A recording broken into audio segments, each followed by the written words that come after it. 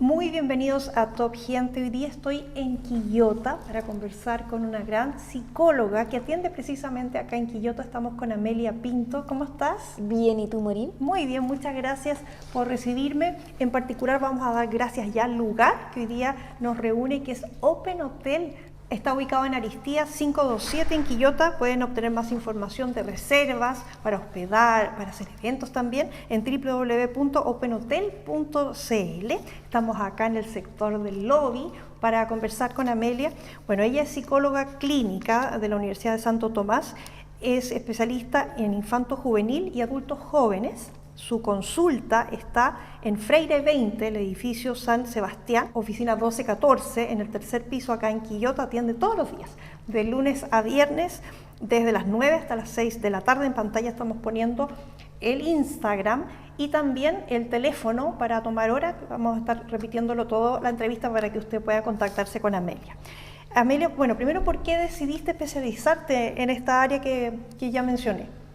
Bueno, porque es bastante enriquecedor el trabajo dentro de la psicología clínica cuando tú empiezas a trabajar aportando y ayudando a las problemáticas de las personas, pero no cualquier problemática, las problemáticas personales, las problemáticas emocionales, las situaciones que muchas veces convergen en nosotros y no tenemos palabra o no tenemos cómo denominar eso que ocurre.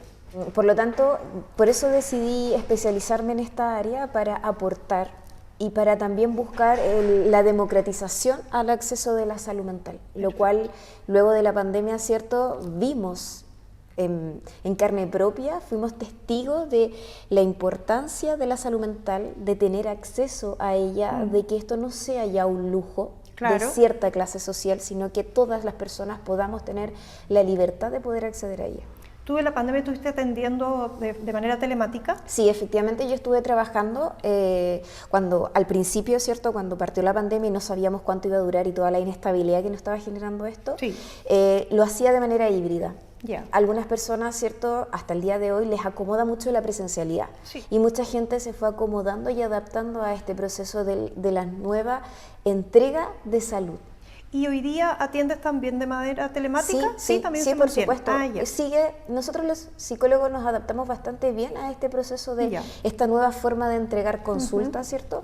Y lo mantenemos, porque hay gente que le acomoda. Sí, claro, seguro. Hay gente que aún le acomoda la online por temas de tiempo, de movilidad. Y también por lo mismo, porque también los bichos siguen ahí. Hay gente que prefiere no salir de la comodidad de su metro cuadrado. Y a mí me han llegado pacientes que aún sienten la necesidad de los espacios cerrados ocupar mascarilla. Así seguro. Que, claro, ahí uno va visualizando, ¿cierto?, que aún hay ciertos dejos de la situación pandémica que vivimos. Es verdad. Vamos a ir comentando también eso que tú viste, porque está tu especialidad con los infantes, ¿cierto? Y también con los adultos jóvenes. La misma pandemia, ¿cómo afecta a ambos aspectos o a todos nos dejó igual de locos finalmente? Mira, igual hay un fenómeno bastante curioso porque la pandemia, ¿cierto?, como tal, y ya las restricciones sanitarias y de circulación se levantaron ya a finales del 2021, inicio del 2022, ¿cierto? Ahí ya empezamos como a transitar un poco más hacia la normalidad. Ahí empezamos a ver cómo las cosas iban como cuajando de una manera distinta para nosotros internalizarlos nuevamente en la rutina habitual. ¿Ya? Y cuando empezamos a internalizarlo de nuevo en esta rutina habitual de rapidez, de inmediatez, empezamos a ver de que ahora las dificultades de la salud mental que antes existían, antes de la pandemia, empezaron a crecer con mucha mayor magnitud. Se muestran más evidentes. Sí, se acrecientan mucho más, no sé, las situaciones de ansiedad, por ejemplo, la dificultad con el dormir, las dificultades con llegar a final de mes. Sí, la angustia. La angustia de que el dinero no alcance. Porque después, ¿cierto?, de la situación pandemia hubieron todo un efecto económico. Entonces, sigue estando. Sigue, y se mantiene, ¿cierto? Y quizás hoy día ya va un poquito más sostenido. Entonces, antes de la pandemia habían situaciones, ¿cierto?, que nos acomplejaban. Después de la pandemia aumentaron. Y ahora, después de la pandemia, podemos ver de que ya se han como internalizado en las personas. Como que ya son parte de la cotidianidad. Me imagino también que los niños, que tú también asistes, ¿cierto?, y los tienes como paciente, hubo niños que les tocó justo, era su primer año de colegio y les tocó la pandemia, entonces todo es online. Esos niños después tuvieron que empezar a compartir con otros niños, pero físicamente, y seguramente a algunos también les causó una extrañeza muy fuerte este cambio de verlos en una pantalla y luego conocerlos en persona. Bueno, la sociabilización, nosotros como seres humanos de por sí somos seres sociables, necesitamos de un otro para construirnos, ya para aprender. Entonces, que un niño que haya, no sé, partido el prekinder y el kinder de manera presencial, pero luego primero básico, haya tenido que volver a la casa, que si bien al principio era muy cómodo, pero luego nos fuimos dando cuenta de las dificultades que este encierro iba generando en los niños.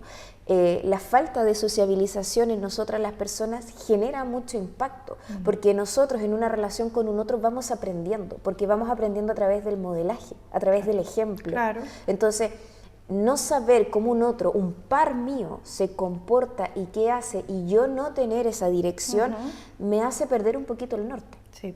Y eso se vio mucho reflejado en los niños. En la consulta yo vi muchos niños con muchas dificultades en la sociabilización, en el compartir, en el poder reconocer un estado emocional en una otra persona.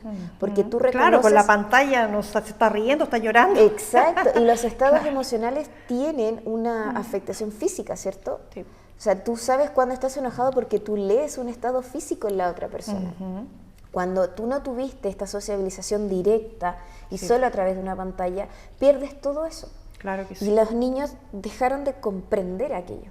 Ahora la buena noticia es que hay especialistas como tú para poder revertir todo esto que está ocurriendo, porque también todo lo que tú has dicho afecta en el aprendizaje. Claro que sí. Porque todos esos niños también se acostumbraron a menos restricciones, la tarea realmente no la hizo más o menos, no se la revisaron completo, era difícil controlar todo eso. La mamá también, al verlos ahí todo el día conectados, entonces uno aflojó las exigencias. Exacto, sí. Entonces, y ahí hubo un socavón un poquito de la disciplina, ¿ya? Hubo dificultad en el seguimiento de las reglas, de las normativas, de la disciplina. La disciplina, la norma se construye día a día, ¿ya? Como padre se pueden flexibilizar ciertos aspectos en cierto momento, pero la disciplina debe estar constantemente. Y en los estados en la situación pandémica, todo eso se vio interrumpido. Sí. Entonces, claro, hoy día hay niños que les cuesta mucho el tema de la disciplina, el retomar el horario, el que ya no estamos en esa situación, sino que estamos en esto. Bueno, vamos a pasar a otro tema que tiene que ver con algo muy grave, que lamentablemente es un problema que no solo le ocurre a los adultos, les ocurre mucho a los adolescentes y parece que también a los niños, que es el suicidio. Sí. Bueno, ese es un tema sumamente delicado. Primero partir, porque hace 2 semanas aproximadamente en La Serena, ¿cierto? Quizás lo conociste en las noticias. Una niña de 13 años de la ciudad de La Serena, ¿cierto? Se suicidó por situaciones de bullying dentro de su colegio. Sí. ¿Ya?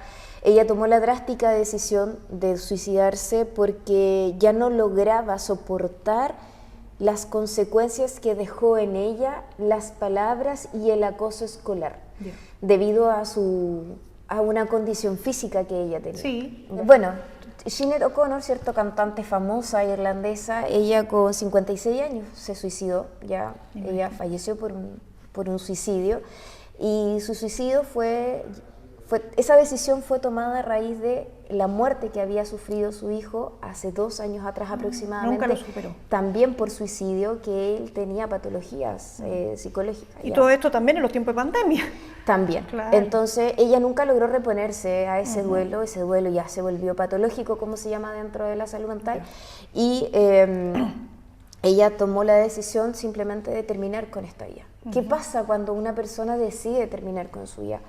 Recuerdo que en la universidad una profesora nos comentaba, decía, el suicidio nunca va a ser porque la gente quiera hacerlo, ¿ya? El suicidio se toma porque podemos entender nuestra vida como un abanico.